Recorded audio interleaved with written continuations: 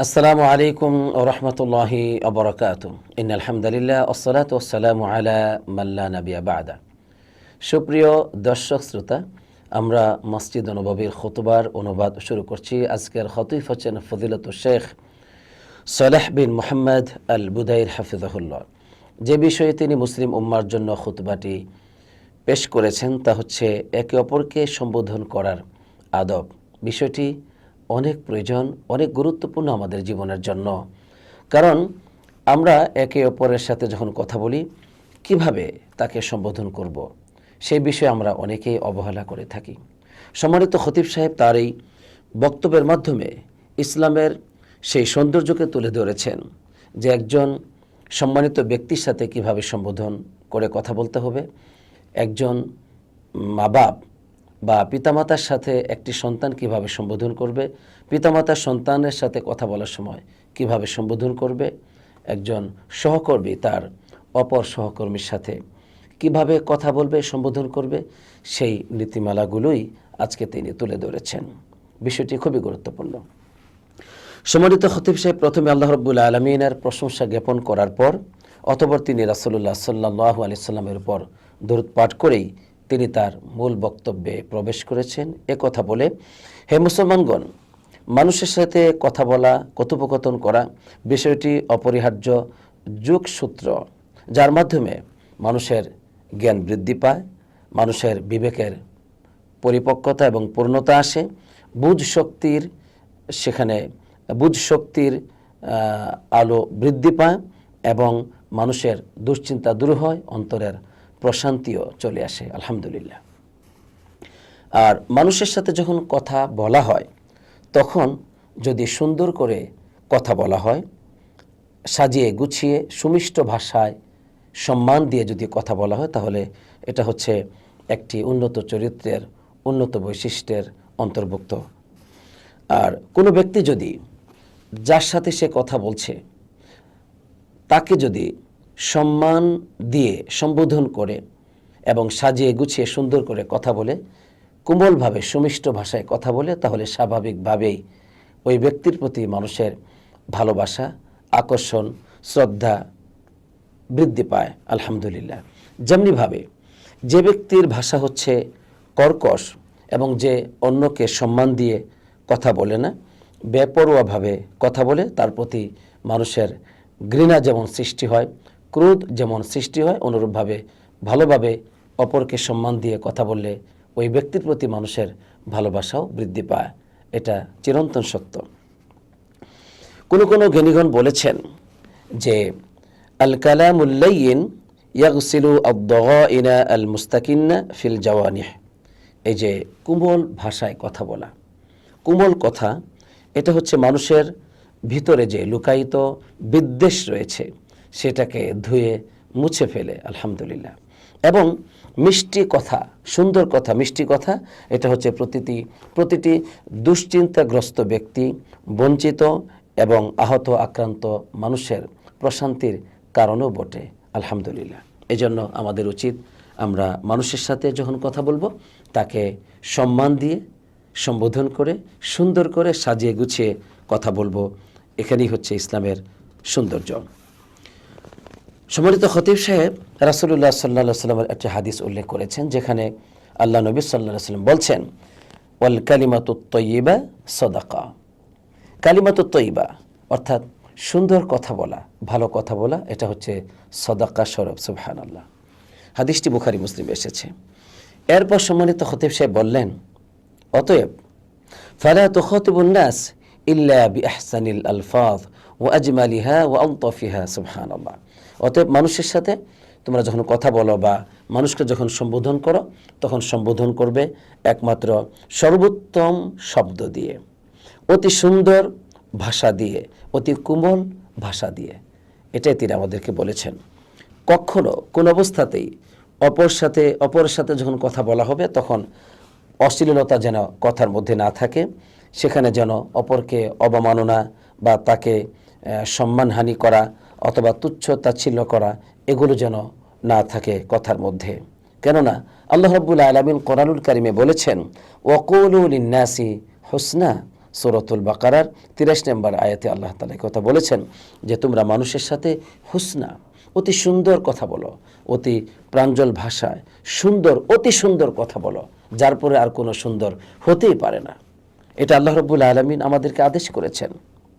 ইবনে কাসির রাহমাতুল্লাহি আলাই এই শব্দটির ব্যাখ্যায় বলছেন যে অর্থাৎ কাল্লিমুহুম তয়্যিবা, মানুষের সাথে যেন ভালো কথা বলো তোমরা, ও ওয়ালিনু লাহুম জানিবা, এবং তাদের সাথে নম্র আচরণ করো। অতএব সুন্দর কথা বলা, সুন্দর আচরণ করতে আমাদেরকে আমাদের রব কোরআনুল কারিমে আদেশ করেছেন। কেননা যদি মানুষের সাথে সুন্দর করে কথা না বলি এবং ভাষার মধ্যে যদি ত্রুটি থাকে, তাহলে শয়তান এই ফাঁক দিয়ে প্রবেশ করে আমাদের মাঝে সে শত্রুতা সৃষ্টি করবে বলে আল্লাহ তাআলা আমাদেরকে জানিয়েছেন। সূরাতুল ইসরার 53 নম্বর আয়াতে কারিমে আল্লাহ রাব্বুল আলামিন বলছেন, ওয়াকুল লিইবাদি ইয়াকুলুল্লাতী হি আহসান।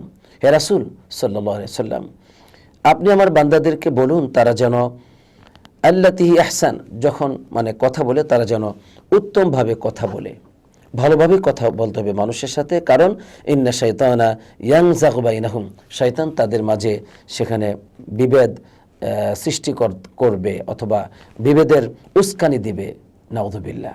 তাহলে দেখুন কথার মাধ্যমে শয়তান পরস্পরের মধ্যে প্রবেশ করতে পারে, নাউযুবিল্লাহ।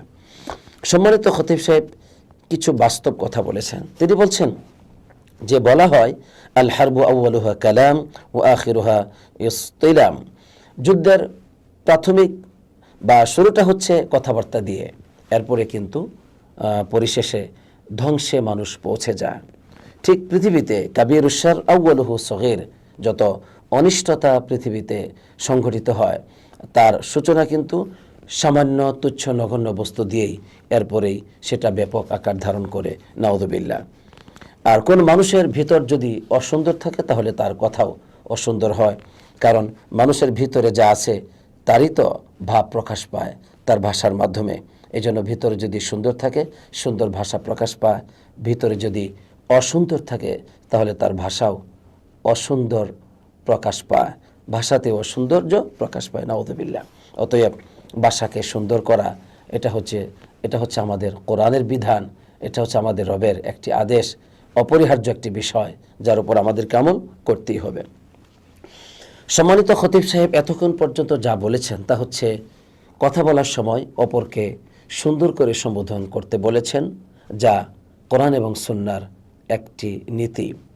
একথা বলার পরে আমাদেরকে তিনি এবার সামাজিকভাবে আমাদের জনজীবনের প্রতিটি মুহূর্তে আমরা যে জীবনযাপন করি, এই আমাদের চারপাশে যারা আছে তাদের সাথে যেন কথা বলার সময় আমরা সুন্দরভাবে সম্মান দিয়ে সম্বোধন করে কথা বলি, এটাই তিনি বলেছেন।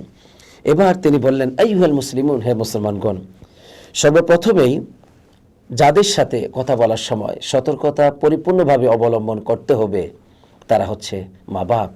কারণ এই মা বাপ, এই পিতামাতার সাথে কথা বলার সময় অবশ্যই উত্তম অর্থবোধক কথা বলতে হবে, সম্মানজনক শব্দ ব্যবহার করতে হবে, কারণ হচ্ছে তাদের মর্যাদা হচ্ছে বিরাট, অপরিসীম মর্যাদার অধিকারী তারা। এই জন্য তাদের সাথে সবচেয়ে বেশি সতর্কতা অবলম্বন করতে হবে কথা বলার সময়। এ মর্মে আল্লাহ রাব্বুল আলামিন আমাদেরকে সূরা বনী ইসরাঈলের 23 নম্বর আয়াতে কারিমায় যে আদেশটি করেছেন সেটাও সম্মানিত খতিব সাহেব উল্লেখ করেছেন যে আল্লাহ রাব্বুল আলামিন মাতা পিতার ব্যাপারে বলেছেন, ওয়ালা তাকুল লাহুমা উফ, অর্থাৎ তাদের কোনো আচার আচরণের কারণে আমরা বিরক্ত প্রকাশ সূচক শব্দ উফ এটা বলা যাবে না, আল্লাহ তাআলা আমাদেরকে নিষেধ করেছেন। ওয়ালা তানহারহুমা, এবং তাদেরকে কোন অবস্থাতেই ধমক দিয়ে কথা বলবে না। তাহলে কেমন কথা বলবো আমরা? আল্লাহ তাআলা বলছেন কেমন কথা বলবে, ওয়াকুল লাহুমা কওলান কারীমা, তাদের সাথে তোমরা সম্মানজনক কথা বলবে। সুবহানাল্লাহ। এটা হচ্ছে মাতা পিতার সাথে কথা বলার নীতি, আদর্শ, যা আমাদের উপর আল্লাহ তাআলা অপরিহার্য করে দিয়েছেন। মাতা পিতার সাথে কথা বলার সময় অবশ্যই তাদের হক বিনষ্ট হয়, এমন কোনো শব্দ, এমন কোনো কথা বলা যাবে না, এবং কোন অবস্থাতেই তাদেরকে নাম ধরে ডাকা যাবে না, তাদের সামনে উচ্চ আওয়াজে কথা বলা উচিত নয়, যা হচ্ছে একটি অসৎ আচরণের অন্তর্ভুক্ত। আবু হুরায়রা রাদিয়াল্লাহু তাআলা আনহু তিনি বাবার হক সম্পর্কে বলতে গিয়ে তিনি বলেছেন, লা তুসাম্মিহি বিসমিহি ওয়ালা তামশি আমামাহু ওয়ালা তাজলিস ক্বাবলাহু। একজন পিতাকে তুমি নাম ধরে ডাকবে না এবং তার সামনে চলবে না আর তার আগে তুমি বসবে না। অতএব এটা মার জন্যও হাদিসটি বা এই কথাটি এসেছে, ইমাম বুখারী তার আদাবুল মুফরাদ গ্রন্থের বর্ণনা করেছেন। অতএব এটা হচ্ছে মাতা পিতার সাথে কথা বলার সময় আমরা পূর্ণ সতর্কতা অবলম্বন করে তাদের যে হক, তাদের যে অধিকার, সম্মান, ভালোবাসা, শ্রদ্ধা পাওয়ার, সেটা পরিপূর্ণভাবে আদায় করেই আমাদেরকে শব্দ চয়ন করে তাদের সাথে কথা বলতে হবে। এটাই কোরআনের নির্দেশ। এরপর সম্মানিত খতিব সাহেব তিনি একজন স্ত্রীকে তার স্বামীর সাথে কথা বলার সময় কিভাবে সম্বোধন করতে হবে সে কথা বলেছেন। এরপরে আবার স্বামীকে তিনি লক্ষ্য করে বলেছেন স্ত্রীকে কিভাবে সম্বোধন করে কথা বলতে হবে। তিনি বলছেন একজন স্ত্রীকে লক্ষ্য করে যে, হে সম্মানিতা স্ত্রী, স্বামী হচ্ছে তোমার আশ্রয়, স্বামী হচ্ছে তোমার ছায়া, স্বামী হলো তোমার জন্য শান্তি, আর স্বামী হচ্ছে তোমার সুখের দরজা। অতএব স্বামীকে কষ্ট দিয়ে কোনো কথা বলবে না, কোন অবস্থাতেই স্বামীকে কোনো আচার আচরণ দিয়ে রাগান্বিত করবে না, তার সম্মান বিনষ্ট হয় এমন কোনো আচরণ করবে না। কারণ স্বামীকে আল্লাহ রাব্বুল আলামিন কোরআনুল কারীমে সাইয়্যিদ বলে সম্বোধন করেছেন। সাইয়্যিদ মানে নেতা, সাইয়্যিদ মানে অনেক সম্মানিত ব্যক্তি। তো অতএব কোরআনুল কারীমে সূরাতুল ইউসুফের 25 নম্বর আয়াতে আল্লাহ তাআলা ওয়া আলফায়া সাইয়্যিদাহা লাদার বাব, এখানে স্বামীকে সাইয়্যিদ বলে আখ্যায়িত করেছেন। কারণ একজন স্বামী তার স্ত্রীকে পরিচালনা করে, তাকে আদেশ এবং নিষেধ করে থাকে। এজন্য স্বামীকে সাইয়্যিদ বলে ডাকা, অর্থাৎ অত্যন্ত সম্মান দিয়ে তাকে সম্বোধন করা, এটা হচ্ছে উচিত, এটাই উচিত। সাঈদ বিন মুসাইব একজন শ্রেষ্ঠ তাবেঈ ছিলেন। ওনার স্ত্রী কিভাবে স্বামীদের সাথে কথা বলতেন ওই যুগের নারীরা সেই ব্যাপারে সাক্ষ্য দিয়ে আমাদেরকে বলছেন যে, মা কুন্না নুকাল্লিমু আজওয়াজানা ইল্লা কামা তুকাল্লিমু উমারাআকুম। সুবহানাল্লাহ। যে আমরা আমাদের স্বামীদের সাথে এমনভাবে কথা বলতাম যেমনিভাবে তোমরা তোমাদের নেতাদের সাথে, তোমাদের আমির শাসকদের সাথে তোমরা কথা বলো। তাহলে শাসকদের সাথে কেউ যদি কথা বলে তাহলে সেখানে সবচেয়ে সম্মান সূচক শব্দ দিয়েই সম্বোধন করার চেষ্টা করে থাকে মানুষ। আর এটাই সেই যুগের মানুষ, সেই যুগের নারীরা তাদের স্বামীদেরকে সম্বোধন করার সময় এভাবে কথা বলতেন। কিন্তু আজকে আমাদের সমাজের দিকে তাকালে দেখা যাবে যে আপনি পার্থক্যই করতে পারবেন না যে কোনটা স্বামী আর কোনটা সাধারণ মানুষ। আমাদের স্ত্রীরা এভাবেই সম্বোধন করে থাকে, নাউযুবিল্লাহ। এরপর সম্মানিত খতিব সাহেব স্বামীকে লক্ষ্য করে বলছেন যে স্ত্রী হচ্ছে তোমার সহধর্মিণী, তোমার সাথী, তোমার সঙ্গিনী। অতএব সে তোমার কাছে কল্যাণের আশা করে, সে তোমার কাছে কোমল আচরণের আশা করে।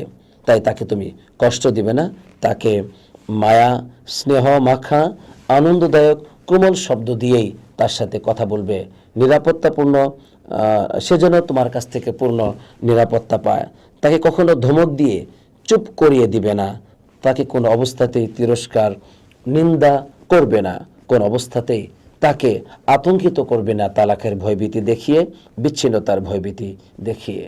কিন্তু আজকে আমরা অধিকাংশ স্বামীরাই কিন্তু এই পথ বেছে নেই, স্ত্রীকে চুপ করিয়ে রাখার জন্য, ভীত ও আতঙ্কিত রাখার জন্য। তাদেরকে একটা ভয় আমরা দেখাই যে বিচ্ছিন্ন করে ফেলবো, আমরা আলাদা হয়ে যাব। এগুলো আমরা বলে থাকি, যা আদৌ উচিত নয়। এটা হচ্ছে উন্নত শিষ্টাচারিতার একটি খেলাফ, একটি বিপরীত পথ, যা থেকে আমাদেরকে ফিরে আসতেই হবে। এরপর সম্মানিত খতিব সাহেব তিনি মাতা পিতাকে লক্ষ্য করে বলছেন সন্তানদের সাথে যখন কথা বলা হবে কিভাবে কথা বলতে হবে। সন্তানদের সাথে কথা বললে সেখানে ভালোবাসা, সেখানে মায়া, সহানুভূতিশীলতা, দয়া, স্নেহ, নম্রতা এগুলো প্রকাশ করতে হবে। বন্ধুত্বের আচরণ, বন্ধুত্বের ভালোবাসা এগুলো দেখাতে হবে। এবং তাদের সাথে কথা বলার সময় ভাষাতে যেন উৎসাহ, উদ্দীপনা, উদ্বুদ্ধতা এগুলো যেন থাকে, আত্মতৃপ্তি যেন ভাষার মধ্যে থাকে, আকর্ষণ যেন থাকে। এগুলো দিয়েই তাদের সাথে কথা বলতে হবে। কেননা যদি কোনো ব্যক্তি তার সন্তানকে নির্বোধ বলে আখ্যায়িত করে, কখনো বোকা বলে, আবার কখনো বকাটে এবং উদাসীন বলে আখ্যায়িত করে, তাহলে এটা কিন্তু সন্তানের সাথে দুর্ব্যবহার করার একটি অন্তর্ভুক্ত বিষয়, নাউযুবিল্লাহ, যা হচ্ছে পরিপূর্ণ তারবিয়াতের বিপরীত। এই জন্য এটা করা যাবে না। অতএব সন্তানদেরকে উৎসাহ উদ্দীপনা দিয়েই কথা বলতে হবে। তিনি বলেছেন, কোনো মা বাপ তাদের সন্তানদেরকে রাগান্বিত হয়ে অধৈর্য হয়ে বদদোয়া পর্যন্ত করে ফেলে, যা কখনো উচিত নয়, কারণ আল্লাহ রাব্বুল আলামিন এটা পছন্দ করেন না। আল্লাহ রাব্বুল আলামিন বলেছেন, ওয়াদউল ইনসানু বিশররি দুআআহু বিল খাইর, যে মানুষ অকল্যাণের দোয়া করে যেমন তার দোয়া হচ্ছে কল্যাণের। ওয়া কানাল ইনসানু আজুলা, মানুষ হচ্ছে খুবই তাড়াহুড়া প্রবণ। নাউযুবিল্লাহ, এটা উচিত নয়, এমনটি করা উচিত নয়, যেমনটি আল্লাহ তাআলা সূরা বনী ইসরাঈলের 11 নম্বর আয়াতে বলেছেন। আর রাসূলুল্লাহ সাল্লাল্লাহু আলাইহি সাল্লামও পরিবারকে সন্তানদেরকে বদদুয়া দিতে নিষেধ করেছেন, যদিও তারা অনেক ভুলভ্রান্তি করে ফেলে তারপরেও। কারণ তিনি বলেছেন, লা তাদউ আলা আনফুসিকুম, তোমরা নিজেদের ব্যাপারে বদদুয়া দিবে না, ওয়ালা তাদউ আলা আওলাদিকুম, তোমাদের সন্তানদের ব্যাপারে বদদুয়া দিবে না, ওয়ালা তাদউ আলা আমওয়ালিকুম, এবং তোমাদের সম্পত্তির উপরও বদদুয়া দিবে না, কারণ কিছু সময় আছে যে সময় দোয়া কবুল হয়, আর ওই সময়টা যদি তুমি বদদুয়া দাও, যদি দোয়া কবুল হয়ে যায়, এই জন্য অবশ্যই এটা থেকে বিরত থাকতে হবে। এরপর সম্মানিত খতিব সাহেব তিনি আমাদেরকে বলেছেন যে যখন নসিহত করবে তখন যেন ভাষাটা সুন্দর হয়, উত্তম শব্দ দিয়ে নসিহত করতে হবে, তাহলে সেটা অধিক গ্রহণযোগ্যতা পাবে। নসিহতের মধ্যে যদি কর্কশ ভাষা থাকে তাহলে সেটা ফলপ্রসূ হবে না, কারণ আল্লাহ তাআলা বলছেন, ফাকুলা লাহু কওলান লাইয়িনা, যেখানে আল্লাহ রাব্বুল আলামিন মুসা আলাইহিস সালাম এবং হারুন আলাইহিস সালাম তাদেরকে বলেছেন ফেরাউনের সাথে কথা বলার সময় কওলান লাইয়িনান, তারা যেন নরম কথা বলে। এইজন্য আমরা যখনই যাকে উপদেশ দিব বা কথাবার্তা বলবো তখন সম্বোধন করার সময় যেন ভাষাতে নরম এবং কোমলতা থাকে, তাহলেই আমরা বেশি ফল পাবো বলে তিনি আখ্যায়িত করেছেন। জাযান আল কুফি একজন বিশিষ্ট তাবেঈ ছিলেন। তার ঘটনা উল্লেখ করেছেন সম্মানিত খতিব সাহেব যে ইবনে মাসউদ রাদিয়াল্লাহু তাআলা আনহু তাকে নসিহত করেছিলেন, কারণ সে অত্যন্ত সুমিষ্ট ভাষায় সে গান গাইতো, গান শোনাতো মানুষকে। তখন তিনি একবার তার পাশ দিয়ে অতিক্রম করার সময় বলেছিলেন, তুমি যদি তোমার এই সুমিষ্ট কণ্ঠ দিয়ে কোরআন তেলাওয়াত করতে তাহলে তুমি একটি সম্মানিত মানুষে পরিণত হতে। তখন থেকেই তার মনের মধ্যে একটি আকর্ষণ আসে তওবা করার। তওবা করে সে ইবনে মাসউদ রাদিয়াল্লাহু তাআলা আনহুকে আঁকড়ে ধরেন, তার সাথে জীবনযাপন করার চেষ্টা করেন। এরপরে তিনি অনেক মহা সম্মানিত এবং জ্ঞানী ব্যক্তিতে পরিণত হয়েছিলেন। এজন্য আমরা নসিহত করব, অন্যকে সম্বোধন করব, কথাবার্তা বলবো, নসিহত করব সুন্দর সুমিষ্ট ভাষা দিয়ে। এটাই তিনি তার বক্তব্যের মাধ্যমে সম্মানিত খতিব সাহেব বোঝানোর চেষ্টা করেছেন। আর এখানেই প্রথম খুতবাটি শেষ করেছেন। দ্বিতীয় খুতবায় তিনি আমাদেরকে যে ব্যাপারে নসিহত করেছেন সেটা হলো যে আমরা যেন আমাদের সহকর্মী যারা আছে তাদের সাথে যখন আমরা কথাবার্তা বলবো, সম্বোধন করব, তখন যেন তাদেরকে সম্মান মর্যাদা দিয়েই আমরা সম্বোধন করি। কখনো যেন তাদেরকে তুচ্ছ তাচ্ছিল্য করে হেয় প্রতিপন্ন করে সম্বোধন আমরা না করি, কেননা তাদেরকে হেয় প্রতিপন্ন করা, তুচ্ছ তাচ্ছিল্য করা, এসব কিছু কিন্তু একটি উন্নত চরিত্রের বিপরীত পথ এবং এটা হচ্ছে একটি নিকৃষ্ট চরিত্র। কাজেই আমরা অবশ্যই সম্মান দিয়েই আমাদের সহকর্মীকে সম্বোধন করব ইনশাআল্লাহ। এখানে দ্বিতীয় খুতবাটি শেষ হলো, আমিও শেষ করছি।